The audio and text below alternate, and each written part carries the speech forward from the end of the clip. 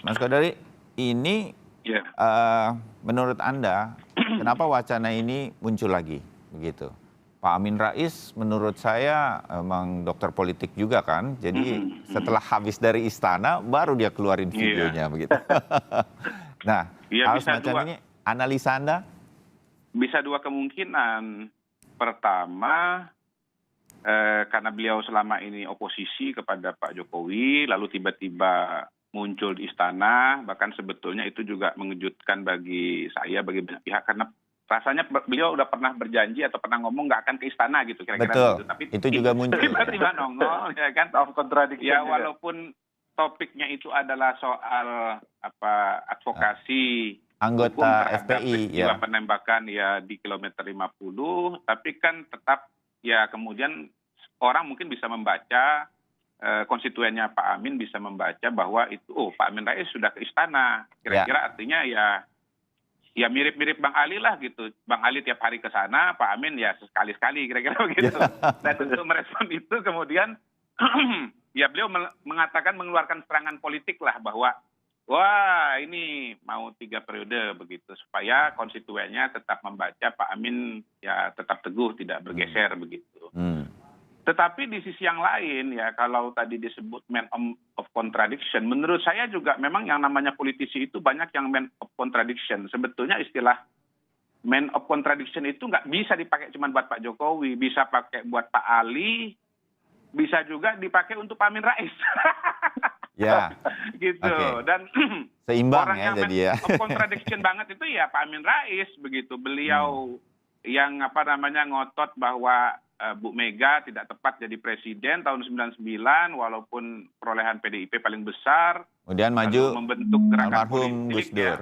Mendukung Gus Dur, tapi kemudian beliau amandemen sendiri itu, keputusan politik itu, kira-kira setahun kemudian beliau ikut dan terdepan dalam gerakan menjatuhkan Gus Dur begitu. Jadi ya beliau juga mengamandemen, ada ijtihad politik mendirikan Partai Amanat Nasional, tapi kemudian 20 tahun berikutnya beliau mengamandemen partainya dengan mendirikan Partai Umat begitu. Jadi buat saya sih ya namanya politisi, kemudian para akademisi gitu, kemudian ya kita semua sebagai manusia itu ya kita terus melakukan evaluasi lah ya, makanya ada istilahnya yang namanya ijtihad politik begitu. Dan menurut saya yang namanya amandemen itu kan namanya undang-undang dasar itu kan dia bukan kitab suci begitu. Dia bisa diubah, berubah, menyesuaikan terhadap situasi dan kondisi ya, dan mengantisipasi permasalahan yang ada begitu.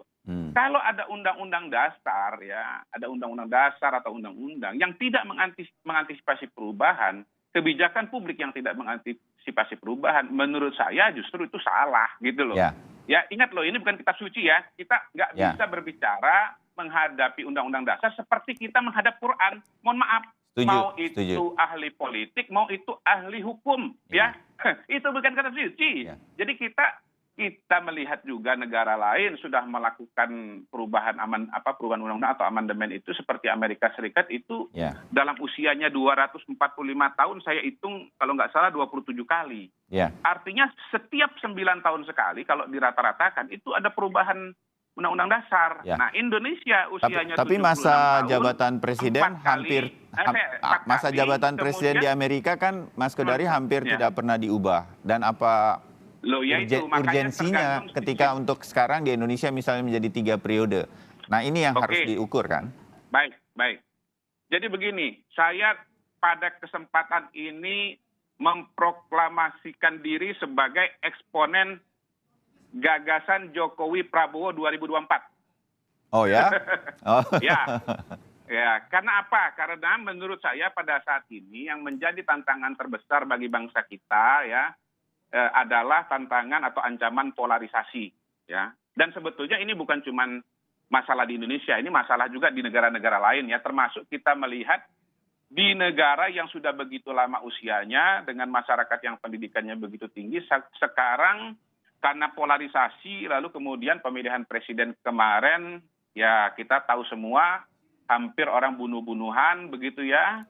Dan dengan situasi dan kondisi seperti itu dan pengalaman kita melihat pemilu tahun 2014, 2017, 2019, terus terang saya khawatir 2024 nanti polarisasi itu semakin kuat, sedemikian rupa sehingga kemudian nanti Pilpres itu nanti akan menjadi ajang tawuran nasional dan menimbulkan konflik yang sedemikian rupa yang tidak bisa kita katakanlah kendalikan, dan akhirnya justru pemilu yang maksudnya adalah untuk kebaikan malah menjadi sebuah keburukan, ya. Kalau dalam literatur ilmu politik itu ada buku judulnya From Voting to Violence, From Voting to Violence. Jadi dari pemilu menuju kepada kekerasan. Nah, kalau Jokowi Prabowo ya itu maju dan dukungan politiknya seperti sekarang realitas politik pada hari ini, maka dan menggunakan undang-undang yang ada, maka pada tahun 2024 nanti hitungan saya pasangan calon presiden wakil presiden itu cuma satu, yaitu Jokowi dan Prabowo, karena dua partai yang katakanlah oposisi pada hari ini yaitu Demokrat dan PKS itu tidak sampai 20%. Jadi tidak bisa mengajukan calon. Jadi tahun 2024 nanti pasangan Jokowi Prabowo akan berhadapan dengan kotak kosong, ya. Nah, tidak ada jaminan bahwa berhadapan dengan kotak kosong itu tidak menimbulkan katakanlah isu atau keramaian begitu. Tetapi ya kotak kosong dengan manusia itu pasti berbeda begitu. Jadi menurut saya atau tesis saya, kalau berhadapan dengan kotak kosong maka tensi politiknya akan jauh lebih rendah dibandingkan kalau itu adalah pasangan calon seperti 2014, 2017, 2019. Oke. Begitu.